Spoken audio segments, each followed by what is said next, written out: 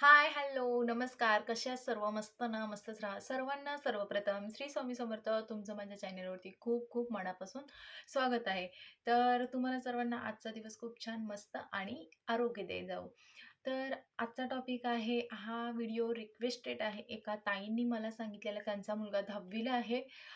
त्यासाठी आणि त्यांनी खूप मेसेज केले. आता त्यांनी जर तो व्हिडिओ हा जो व्हिडिओ आहे आपला तो बघितला त्यानंतर त्यांना क्लिक होईलच.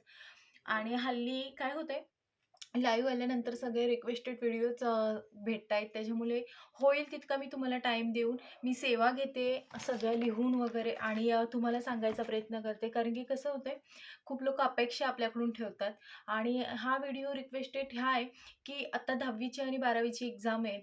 तर काय-काय म्हणजे खरंच काय-काय आमच्या टाईमाला पण आमच्या मम्मींनाच टेन्शन होतं. म्हणजे आपल्या आईलाच टेन्शन असतं, माझ्या मुलांची अभ्यास कसा होईल? इव्हन त्यांनी कधी-कधी काय होतं, आपण खूप असं पाठांतर करून जातो, खूप-खूप बाय करतो वगैरे, वगैरे आणि तिथे गेल्यानंतर आपण पेपर्स बघतो एक्झामचे आणि आपण ब्लँक होतो. आपण पाठांतर केलेलं आपल्याला आठवतच नाही.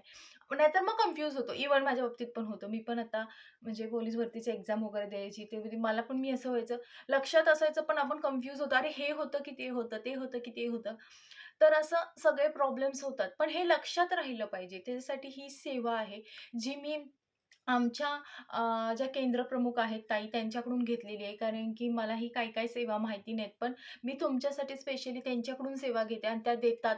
त्यांनाही खूप सेवेकरी घडवायचे आणि मलाही तसेच सेवेकरी घडवायचे. तर मी त्यांच्याकडून सेवा घेतली आणि त्यांनी ॲक्चुअली मला सांगितलं, तुम्हाला लोकांना म्हणजे केंद्रामध्ये शिक्षणाचा असं यंत्र भेटतो. आय थिंक तो लॅमिनेशन केलेला वगैरे असतो. ₹10 लाच भेटतो. एवढा काही कॉस्टली वगैरे पण नाहीये. तुम्ही जाऊन घेऊ शकता. ज्यांच्या घराच्या जवळ केंद्र मी बोलेल, मठात भेटत नाही, केंद्रातच भेटतो यंत्र मला माहिती आहे. कारण की दिंडोरी प्रणितमधून येतात हे सगळं साहित्य आणि ते आपल्या केंद्रात जातं. त्याच्यानंतर तुम्हाला लोकांना अवेलेबल भेटतं. बाकी मी बोलेल, की बाहेर असं पूजेचं सामान भेटतं वगैरे तिथे नाही. होईल तितकं तुम्ही केंद्रात जावा. ज्यांची मुलं आता शिक्षणासाठी 10वी, 12वी किंवा अदरवाईज कोणतेही एक्झाम देत असतील, त्यांना क्रॅक करायचे असतील वगैरे, तर तुम्ही हा मंत्र नक्की आणि जरी तुम्हाला मंत्र भेटला नाही, तर मी हा मंत्र तुम्हाला थंबनेल आपलं जे आहे त्याच्यावरती मी तुम्हाला तो व्हिडिओ सॉरी तो फोटो टाकतेच आणि मी तुम्हाला एकदा पुन्हा हा जो हे आहे, तो अशा प्रकारे आहे. तुम्हाला आता दिसणार आहे की नाही मला माहिती नाही व्यवस्थित. कारण की असं दाखवल्यानंतर व्हिडिओ फोटो दाखवल्यानंतर व्हिडिओ जरा वेगळा दिसतो म्हणून मी तुम्हाला वरती एकदा देतेच. आणि खूप छान लॅमिनेशन केलेलं असतं जेणेकरून तुम्ही तुमच्या मुलांच्या पाऊच जे आपण घेऊन जातो किंवा जी कंपॉस पेटी जसं तुमच्याकडे बोललं जातं तसं आमच्याकडे पाऊच बोललं जातं. तर त्याच्यामध्ये तुम्ही ठेवू शकता जेणेकरून आपण पेन वगैरे ठेवतो ना, पेन पट्टी वगैरे, पेन्सिल वगैरे जे काही ठेवतो आपण साहित्य त्याच्यामध्ये तुम्ही ती एवढीशीच असते. आता माझ्याकडे दाखवायला नाहीये म्हणून आणि माझं काही संबंधच नाहीये म्हणून ते नाहीये. असो, पण तुम्ही जाऊन केंद्रामधून घेऊ शकता. आता दुसरं तुम्हाला मी सेवा घेतल्या, सेवा तुम्हाला सांगते. तुम्हाला सेवा ज्या करायच्या आहेत ते तुम्हाला तुमच्या घराच्या जवळ जिथे औदुंबराचं झाड असेल, केंद्रामध्ये असतंच असतं. इव्हन मठाच्या बाहेरही असतं. औदुंबराच्या झाडाखाली आपला मुलगा किंवा मुलगी असेल, त्यांना तिथे बसवायचं असतं आणि ह्या 28 दिवस सेवा करायच्या असतात. आता काही-काहींची एक्झाम आय थिंक जवळ येते. मला माहिती नाही आता मी जेव्हा तुमच्यासाठी इन्फॉर्मेशन काढल्या तेव्हा मला समजलं की काही-काहींच्या 12वीची एक्झाम आता जवळच आली. आय थिंक 20 तारखेला आहे आणि 10वी वाल्यांची 1 मार्चला असं काहीतरी मला परफेक्ट इन्फॉर्मेशन माहिती नाही. बट मी तुम्हाला हेही सांगते की 28 दिवस आधीपासून ही सेवा करायची असते आणि ज्यांचे पुढे दिवस गेले त्यांनी काही घाबरू नका. आत्ता केली सुरुवात तरी चालेल. देवांना समजतं. कारण की कधी कसं आहे, तुम्हाला जेव्हा समजेल कधीच तुम्ही ते सेवा सुरू करू शकतात आणि मलाही माहिती नव्हतं. पण मी होता होईस तसं म्हणजे होईल तितकं मी तुम्हाला प्रयत्न करते की तुम्हाला त्या गोष्टी समजाव्या. असो. तर तुम्हाला जे औदुंबराचं झाड असतं तिथे मुलांना बसवायचं असतं खाली. पहिलं आसन ठेवायचं. कधीही कोणतीही सेवा करताना, घरी सेवा करताना पहिलं दीप प्रज्वलित करायचं असतं. दीप प्रज्वलित म्हणजे आपल्या घरातली जी पणती असते ती लावायची असते. बाहेर गेल्या आसन आसन म्हणजे आपण एक कपडा वगैरे काय अंथरतो जे त्याच्यावरती आपण बसूनच सेवा करायची असते. तशा प्रकारे आपण जपमाल करता येईल पण तशीच आहे तशा प्रकारे. मग तुम्ही तिथे आसन ठेवायचं, मुलांना तिथे खाली बसायचं आणि गणपती अथर्व शीर्ष आहे, जे आपल्या नित्यसेवेमध्ये तुम्हाला भेटेल, ते तुम्हाला एक वेळा बोलायचं आहे.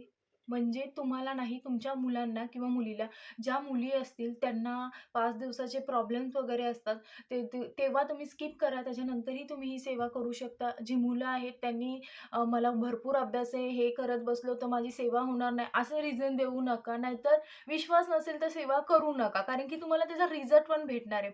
विश्वास असेल तर सगळ्या गोष्टी भेटतात आणि खरं आहे, एक सांगू कष्टाला पर्याय नाही. त्यामुळे कष्टही तितकेच करा. कसं आहे, मी तुम्हाला आधीच हेच सांगितलं, आपण पाठांतर करून जातो, पण कधी-कधी लक्षात राहत नाही.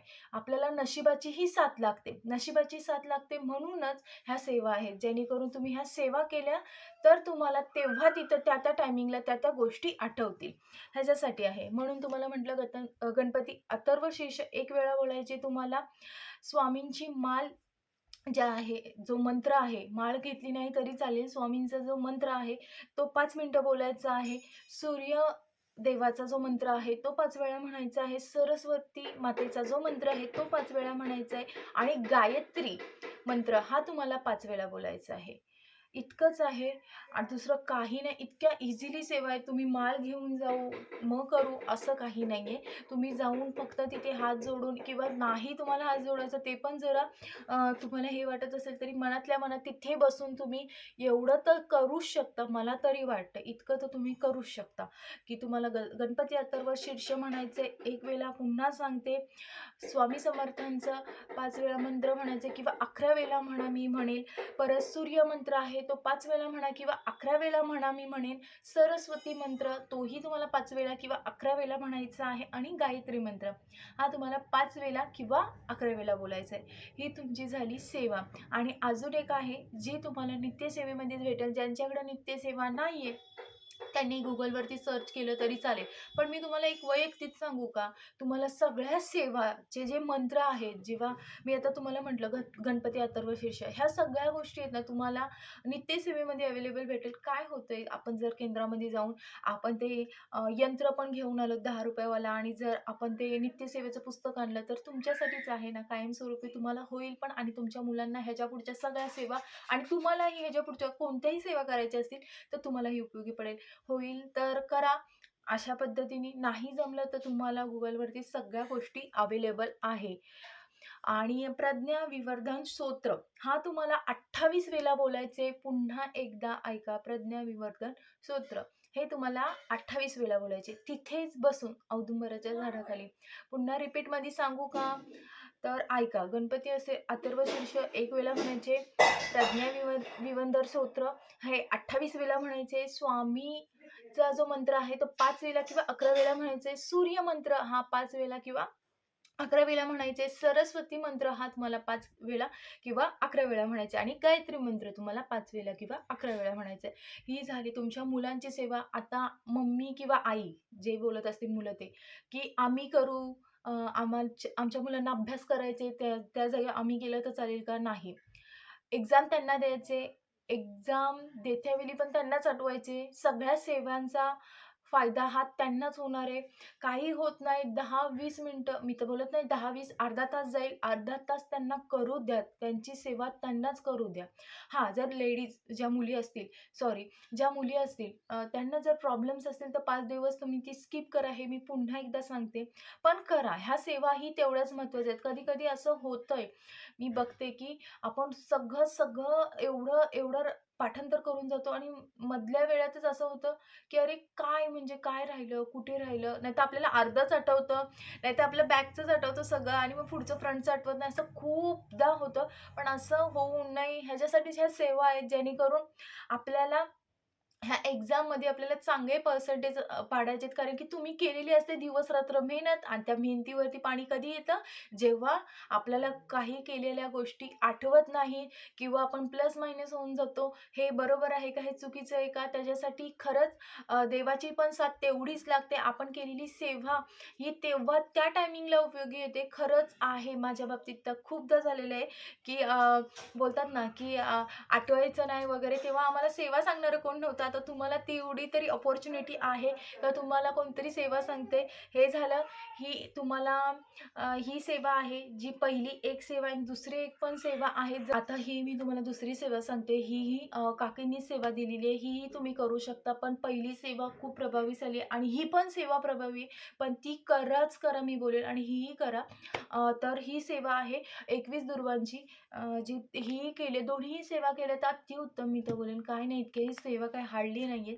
बघा 21 दुर्वा घ्यायचे जे आपण गणपती बाप्पाला अर्पण करतो. 3 पानांचे जे दुर्वा असतात ते घ्यायचे असतात आणि ती आपल्या उजव्या हातात घ्यायची असतात आणि उजव्या हातात घेऊन 2 रुईची फुलं घ्यायची असतात, जी पांढऱ्या कलरची असतात ती घ्यायची असतात आणि त्याची जी फुलाची बाजू असते, जी पुढची असते ती आपल्या साईडला पाहिजे आणि त्याची देठही आपल्या बाप्पांच्या समोर असावी आणि दुर्वांची ही देठही बाप्पांच्या समोर असायची.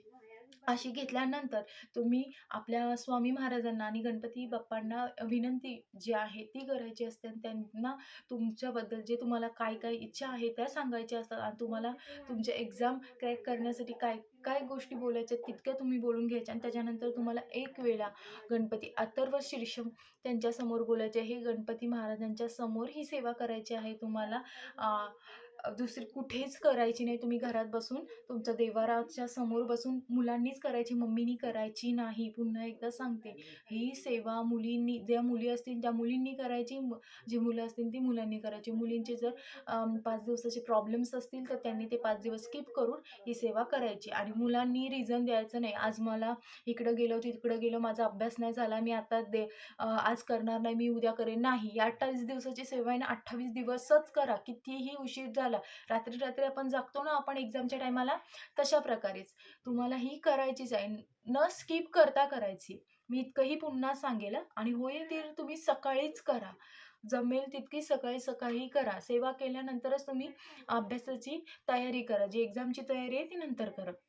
त्यानंतर मी तुम्हाला सांगितलं गणपती अथर्व शीर्ष स्वामी समर्थांचं एकदा जप करा आणि आपल्या गणपती बाप्पाचा मंत्र आहे तो एकदा म्हणा. व्यतिरिक्त तुम्हाला ह्याच्यावरती कोणतीही सेवा नाही आहे. एवढीच सेवा आहे आणि जी मम्मी किंवा आई असेल, हे मुलांनीच करायचं फक्त मम्मी किंवा आईंनी जो दुर्वा लाल कपडा घ्यायचा आणि लाल कपड्यामध्ये ते तुम्ही ते दुर्वा आणि जे रुईचं फूल आहे ते बांधायचं आणि तो आपल्या गणपती बाप्पाच्या पायापाशी ठेवायचं आणि मग नंतर ती तुमच्या म्हणजे जो मुलगा किंवा मुलगी असेल त्यांच्याबरोबर देऊन टाकायची. ही झाली मुलांनी किंवा मुलींनीच सेवा करायची. पॅरेंट्सनी बिलकुल करायची नाही. म्हणजे मम्मी-पप्पांनी वगैरे ही सेवा करायची नाही. त्यांची सेवा त्यांनाच करू द्या कारण की त्यांची फलप्राप्ती ही त्यांनाच होणार आहे. ही त्यांच्या रिझल्टचा जी सेवा आहे ती त्यांनाच करू द्या. हे झालं. त्याच्यानंतर ह्या दोन्ही सेवा तुम्ही करून बघा आणि त्याचं फलप्राप्ती आणि तुमच्या मुलांमध्ये किती इन्क्रिमेंट होते तेही बघा आणि नक्की ही सेवा करा. ही आपल्या केंद्रातून सांगण्यात आले. तर व्हिडिओ आवडला असेल तर नक्की लाईक करा, सबस्क्राईब करा आणि कमेंट करायला विसरू नका आणि ज्यांचे व्हिडिओ आहेत ते नक्कीच लवकर पोस्ट होणार आहे आणि सर्वांना पुन्हा एकदा श्री स्वामी समर्थ.